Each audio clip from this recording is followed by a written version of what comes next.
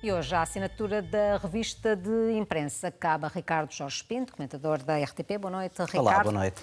Vamos começar por esta proposta de 3 novos impostos europeus. Os temas, ou melhor, as áreas a taxar, parecem bem escolhidas. Bem escolhidas, dependendo da perspectiva até ideológica que coloquemos sobre a matéria. Agora, desde logo há aqui uma palavra que não aparece neste título, nem neste lead, mas que poderia claramente servir de contexto para tudo isso, e é preciso nós falarmos nela para enquadrarmos esta questão, que é o Brexit. A saída do Reino Unido vai criar um enorme rombo nas finanças da União Europeia e é preciso começar a encontrar soluções para compensar aquilo que era esse contributo que vinha do Reino Unido. E agora os países começam a posicionar-se relativamente àquilo que serão as estratégias no futuro. E aquilo que se nota relativamente a esta proposta do governo português é uma preocupação que, como tu disseste e muito bem, parece sensata, razoável, a questão da poluição. Todos estamos de acordo que ela deve ser combatida e que muitas vezes a penalização fiscal pode ser uma forma de a combater.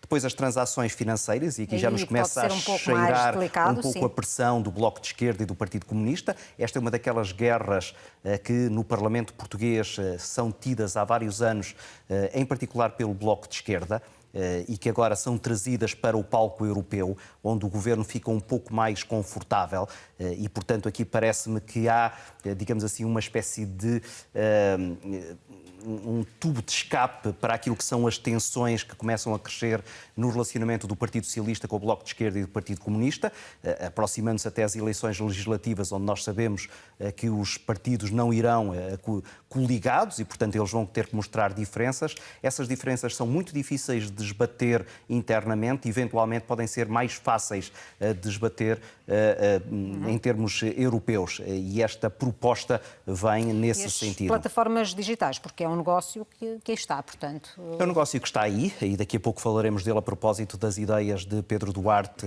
para a questão do emprego, e é também uma matéria que, nomeadamente relativamente a agregadores de informação, etc., tem colocado a União Europeia em rota de colisão com grandes conglomerados internacionais como a Google e o Facebook, que são muitas vezes fustigados pelas leis europeias nesta matéria, e aqui há também um reduto ao qual o governo se cola de forma que é claramente cómoda para as pretensões portuguesas, mas também para aquilo que será a negociação europeia. Agora, aquilo que também parece aqui um pouco estranho é o facto disto estar a ser tratado ao nível do governo muito mais do que ao nível do Parlamento Europeu, onde me parece que, em termos de uma saudável arquitetura democrática europeia, estas matérias deveriam ser muitas vezes discutidas. Agora já percebemos que é muito mais ao nível do Conselho Europeu do que ao nível do Parlamento Europeu que as grandes decisões são tomadas, e aqui aquilo que poderia ser uma articulação entre as várias famílias políticas europeias acaba por ficar um pouco desgarrada, na medida em que são muito mais os governos, nomeadamente, como se vê aqui, a responder por vezes àquilo que são aspirações do seu próprio eleitorado, que sobressaem relativamente àquilo que deveria ser uma articulação muito mais cuidada entre os governos dos países europeus. Pagaríamos para ver Mário Centeno apresentar a proposta de taxar as transações financeiras no Eurogrupo, não é? No Eurogrupo, exatamente, onde esta questão é particularmente delicada. Uma outra notícia que merece destaque, não apenas no público, também no público, mas não apenas, tem a ver com uma das razões pelas quais a economia portuguesa tem crescido até acima do esperado, não apenas pelo governo português, mas também pelas instituições europeias, tem a ver com as exportações e, sobretudo, com os bons números conseguidos no setor do calçado, um setor que se afirma internacionalmente, não apenas na produção, mas também agora no design e pela qualidade. Merece destaque no público, mas também no negócios. Isto é uma bela notícia para o governo, sobretudo num momento em que se começava a questionar se esta subida sustentada das exportações teria a certa altura um fim. E a conjuntura internacional parece dar agora sinais de menor estabilidade. Aquilo que foi recentemente uma crise nas bolsas financeiras é apenas uma ponta do iceberg de alguma coisa que claramente vai começar a mexer dentro de algum tempo e, por isso, um outro aspecto particularmente importante era este da questão das exportações. E os sinais parecem ser positivos. Ao mesmo tempo que o consumo interno parece não querer diminuir e os índices de confiança dos consumidores continuam a aumentar, como recentes notícias têm dado conta, agora há também a questão das exportações que parece estar a ganhar novo fôlego. Por um lado, por via de países como Angola e Brasil, diz o Jornal de Negócios, que estão a puxar exatamente por essas exportações, e aqui há a variável petróleo. Nós sabemos que estes são dois países que têm a sua saúde financeira e económica dependente do preço do petróleo. O preço do petróleo subiu substancialmente nos últimos tempos, o que significa que há ali mais dinheiro para gastar e gasta-se exatamente com parceiros que podem servir para escoar esse mesmo dinheiro, e Angola e Brasil são dois deles, e depois áreas que nessa conjuntura favorável, nomeadamente europeia, e a questão do calçado, a questão dos têxteis, são particularmente sensíveis a isso e estão a, de alguma maneira, beneficiar daquilo que é esse efeito de crescimento que ainda está a acontecer. São, portanto, boas notícias para o Governo, nomeadamente para aquilo que possa vir a ser as estimativas feitas para o Orçamento de Estado, que vai cair num ano de eleições legislativas e, portanto, é sempre mais complicado de estimar. Há um outro número menos positivo que o público sublinha relativamente à captação de receita, nomeadamente a receita fiscal. Diz o público que a única receita fiscal que diminuiu em 2017 foi sobre o tabaco. Se isto significar que houve menos consumo, é uma notícia com duas leituras. Pois, é isso. Não sei se isto é negativo, pode ser até positivo. Isto significa positivo para o Governo, não sei se é para nós, consumidores. Isto significa que depois dos aumentos de impostos sobre alguns bens, nomeadamente as bebidas alcoólicas, por exemplo, mas também o tabaco e outros bens que eram considerados não de necessidade básica, só o tabaco é que parece estar a ser prejudicado. Isto é, apesar das subidas constantes que já vinham do anterior governo, prolongaram-se neste novo governo, apesar dessas subidas de impostos, as receitas que dali advêm não estão a sofrer nenhuma alteração. Porque esse era um dos receios, era que a carga fiscal fosse tão elevada que a certa altura o Estado se prejudicasse, exatamente porque não conseguir buscar o dinheiro suficiente para colmatar as necessidades que nós sabemos que o Estado europeu, o Estado português tem relativamente ao seu funcionamento. Ora, aparentemente, segundo a notícia do Jornal Público, só a receita fiscal que vem do tabaco terá diminuído, o que significa que as pessoas, apesar de pagarem mais, continuam a consumir esses bens, exatamente na senda daquilo que eu há pouco dizia, que é o consumo interno continua a crescer e continua a crescer transversalmente. Isto são também boas notícias para o Governo, que percebe que pode continuar a subir os impostos em algumas áreas, que eram áreas que poderiam causar alguma dúvida, sem que haja grande prejuízo para os cofres do Estado. Agora, para os consumidores, nomeadamente para os consumidores que têm interesse nestas matérias, isto não é claramente uma boa notícia. Há ainda assim alguns milhões que escapam pelas fronteiras, como conta o Jornal de Notícias, e está a falar com grande destaque numa mega fraude com gasóleo espanhol, que pelas contas do JN provocou um rombo de 200 milhões ao Estado. Isto não é novo, sabemos disto há vários anos. Esta é uma questão que, sobretudo a partir do momento em que o Estado português aumentou substancialmente a carga fiscal sobre os combustíveis, criou um fosso enorme com os nossos vizinhos espanhóis, que levou a duas coisas. Em primeiro lugar, a que muitos automobilistas, sobretudo aqueles que moram na Raia, começassem a ir abastecer os seus automóveis à Espanha, isto é, deixando de pagar impostos e de fazer negócio em Portugal. E depois havia outro aspecto, e esse aí é perfeitamente lícito e compreende-se que as pessoas o façam, mas há outro aspecto que é das empresas que tentam, de forma ilícita, beneficiar com estes negócios. E esta mega fraude, como lhe chama o Jornal de Notícias, já irá num rombo de 200 milhões, significa que é já muito dinheiro. Há aqui uma boa solução, mas não sei se o Estado a quererá ponderar, que era diminuir a carga fiscal nos combustíveis para ficar mais ou menos ao nível de Espanha, e provavelmente este problema ficaria resolvido. Agora, já se percebeu, não é essa a intenção do Estado, nem sequer no Parlamento, onde estas questões são discutidas, me parece haver grandes discordâncias para que se altere o status quo relativamente a esta questão. Avançamos nesta revista de imprensa para lhe mostrar agora um dos temas eleitos pelo Diário de Notícias, que vou tentar recuperar aqui para mostrar aos espectadores. Aqui está. Muito se falou de segundo casamento por estes dias. Diz o Diário de Notícias que PS, Bloco e PAN estão de acordo para acabar com o chamado prazo internupcial, isto é, o prazo entre o fim de um casamento, um divórcio e um segundo casamento, ou terceiro, enfim, para simplificar. De facto, esta norma parece um pouco anacrónica e despropositada, mas, pelos vistos, arrasta-se ali pelos corredores há 6 meses, à espera que o Ministério da Justiça tome uma posição. Parece haver aqui algum descuido relativamente a esta matéria, que também não parece criar grandes divergências entre os partidos, sobretudo entre os partidos à esquerda, que têm relativamente a esta matéria um entendimento muito semelhante. Há aqui depois divergências com a direita e em particular com o CDS relativamente a esta matéria, mas, e tu já o salientaste, aqui o que é interessante é perceber como há, digamos assim, vias completamente diferentes. Enquanto a Igreja está a discutir a questão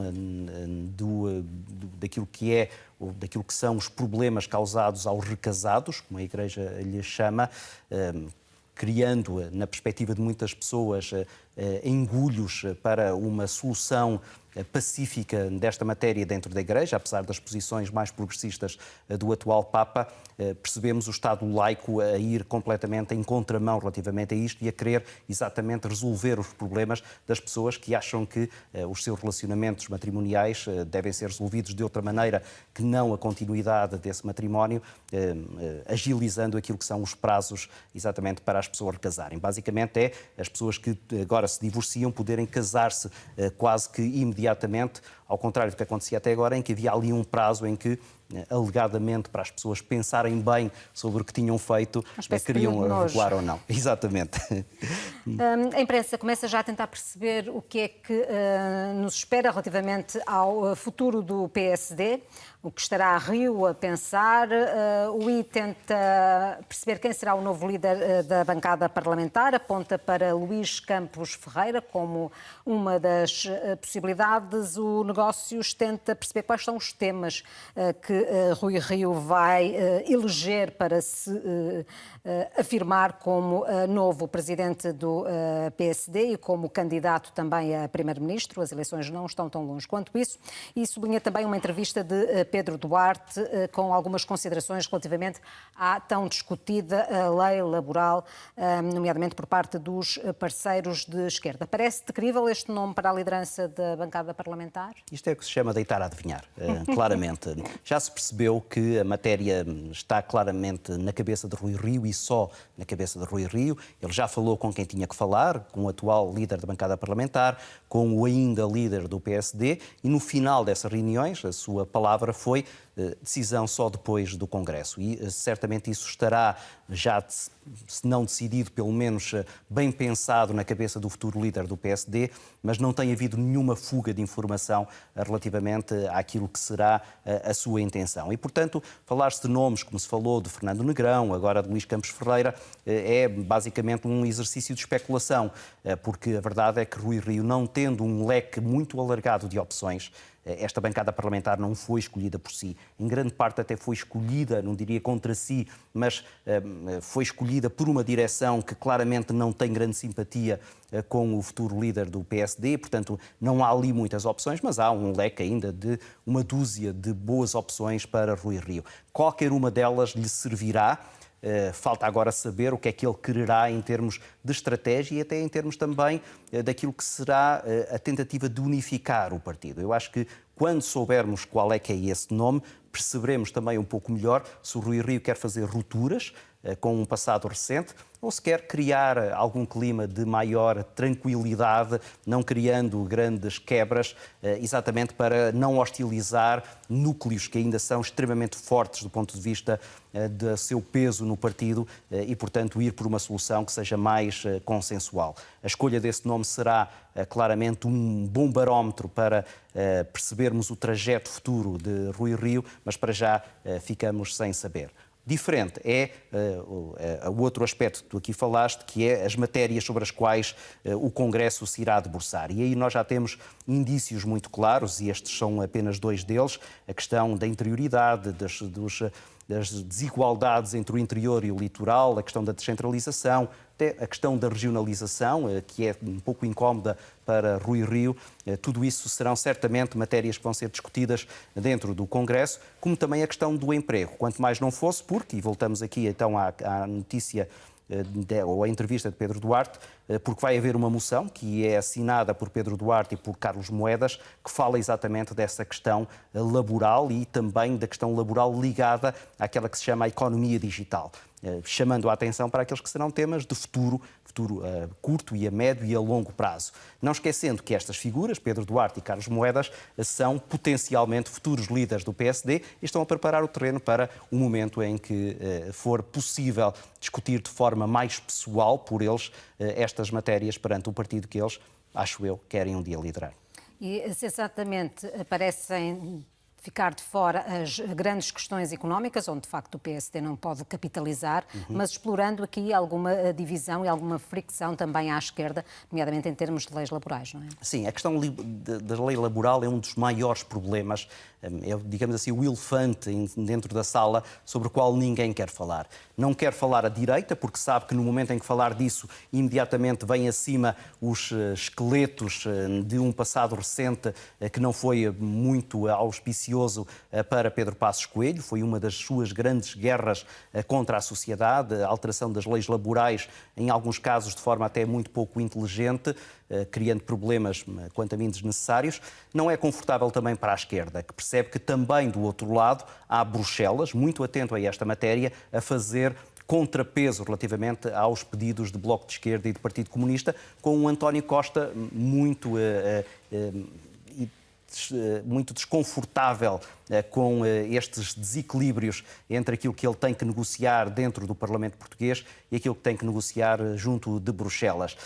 E por isso, esta aí é uma matéria que o PSD, se tivesse outra margem de manobra, poderia utilizar de forma muito eficaz contra António Costa nas próximas eleições legislativas. No atual cenário, eventualmente, falando da tal economia digital, se poderá resolver um bocadinho o problema, mas não totalmente.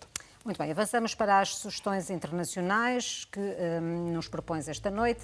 Começamos pelo El País, uma sugestão de leitura, um artigo sobre o caçador de atrizes que tinha fotografias de mais 21 atrizes, 18 espanholas, mas a notícia dá-nos conta de que a polícia nem sequer alertou estas potenciais vítimas para o facto, muito menos para garantir uma proteção especial que, de facto, só consagrou apenas 8 mulheres. Fala aqui o artigo numa obsessão doentia e uma aparente inépcia por parte das autoridades. Este é um daqueles casos que está a chamar a atenção para uma parte importante da sociedade espanhola, é um daqueles temas que está diariamente nas páginas dos jornais, ocupar tempo nas televisões, nas rádios, e que se percebe junta pessoas famosas com casos de criminalidade, obsessão patológica de um alemão, que entretanto já foi extraditado para a Alemanha e que terá tentado matar uma atriz espanhola, a Sara Casas Novas, mas não só. Descobriu-se agora que ele tinha dados, fotografias, elementos sobre as suas moradas, números de telefone, etc., de várias atrizes, muitas delas espanholas, outras também de nacionalidade alemã. Aqui, como tu dizias e bem, o que é estranho é as autoridades policiais espanholas saberem disso e não terem alertado essas atrizes para esses riscos. O artigo do El País mostra a indignação de algumas dessas atrizes, dizendo como é que nós não fomos informadas, como é que se permite que nós tivéssemos ficado de forma tão vulnerável à mercê daquilo que são as intenções, eram as intenções de um criminoso que claramente mostrou que era bastante perigoso. E, de facto, estas questões são particularmente sensíveis nesta altura, no momento em que se falam de outros abusos e outros casos de polícia envolvendo, de facto, celebridades, como aqui bem sublinhaste. A segunda sugestão está nas páginas do New York Times. Vamos ver se conseguimos mostrar a imagem por completo. aparecem estes pop-ups e estas publicidades que... É a tal economia digital. A economia digital, esta tal não taxada, eventualmente. As músicas de que gostamos a vida toda são aquelas que nos marcaram aos 13 anos, no caso das raparigas, aos 14, no caso dos rapazes. É, no essencial, o que defende este artigo, baseado num estudo estatístico. Ricardo, tu aplicaste esta equação a ti próprio para saber se confere ou não? Eu apliquei a mim próprio e confere. E é interessante porque isto é o chamado jornalismo de dados. O jornalista procurou obter acesso a uma das empresas que faz distribuição de música por streaming e foi ver qual é que era a coincidência entre os gostos preferenciais dessas pessoas e o momento em que essas músicas, agora preferidas por adultos de 30, 40, 50 anos, no momento em que eles eram adolescentes. E percebeu que há ali uma chamada idade de influência, que é 14 anos para os rapazes, 13 para as mulheres, que são mais maduras ou chegam à maturidade mais cedo do que o rapaz, isso também é conhecido, e percebeu que realmente havia ali um padrão que nos permite então perceber um pouco melhor porque é que nós ainda hoje gostamos de ouvir algumas músicas em detrimento de outras. E mesmo que haja uma pequena diferença de idades entre pessoas que têm 4, 5 anos de diferença e quando começam a discutir percebem que umas gostam de determinadas músicas e outras não gostam nada dessas, gostam outras, e se calhar a explicação, segundo este jornalista que depois desta análise a muitos e muitos dados obtidos, é exatamente essa questão do ano em que uma determinada música marcou um adolescente. Faz essa experiência, não te vou fazer a maldade de perguntar em que ano é que tu tiveste 13 anos, mas faz essa experiência há muito pouco tempo, de certeza. Mas fizeres essa experiência, eventualmente chegarás a essa conclusão. Agora, isto não se aplica a todos os casos, há aqui uma margem de erro a que o jornalista chama a atenção, mas é muito interessante nós percebermos que, afinal, determinadas decisões, determinados gostos que nós temos, por vezes, são muito mais fáceis de explicar. Seria, eventualmente, curioso adicionar aqui uma perspectiva psicológica ou sociológica que sustentasse alguns destes dados que são meramente estatísticos, não é? São meramente estatísticos e agora está aqui digamos assim, uma base de partida para análises mais profundas relativamente aos gostos das pessoas. Isso também é interessante, se quiseres, é começar a alargar isto não apenas das músicas, mas também de interesses literários e até, quem sabe, de interesses políticos, percebermos em que determinado ano, nos chamados anos de influência, se houve alguma figura política que se destacou por algum motivo e perceber se ideologicamente a pessoa mantém o rumo exatamente porque foi influenciada por essa personalidade num determinado momento em que era mais passível de ser influenciada por essas ideias, por um determinado programa, etc. Enfim, temos aqui uma margem muito extensa para agora, com aquilo que se chama o tal jornalismo de dados, que é ir começar a pegar em aquilo que são longas listas de elementos informativos e começar a compilá-los para entender um pouco daquilo que é o presente e um pouco daquilo que é o futuro, porque nada melhor do que irmos ao passado e ao passado recente para percebermos o que é que nos vai acontecer dentro de algum tempo. Só para terminarmos, Ricardo, uma pequenina provocação. Tu costumas acompanhar jogos de futsal, não? Só os resumos mesmo, confesso. Mas sei que Portugal teve uma grande vitória e, de resto, o Marcelo Rebelo de Sousa, que não perde ocasiões de celebrar estes episódios, associou-se e bem àquilo que é mais uma celebração de uma vitória portuguesa que é sempre positiva e que serve sempre até um pouco de impulso para outras áreas, nomeadamente aquelas áreas que daqui a pouco ainda falávamos, que era das exportações. E digamos assim que o futebol, os bons resultados desportivos são uma boa forma de exportarmos o nome de Portugal. E temos-lo feito nas mais diversas áreas, no futebol, no turismo, no têxtil, no calçado, enfim, este tem sido, de facto, um tempo favorável para o Governo e para o país no seu todo, obviamente. Ricardo, é sempre um gosto ouvir-te. Obrigada por esta colaboração na Manchetes 3. Assim, desejo-lhe uma boa noite e uma ótima semana.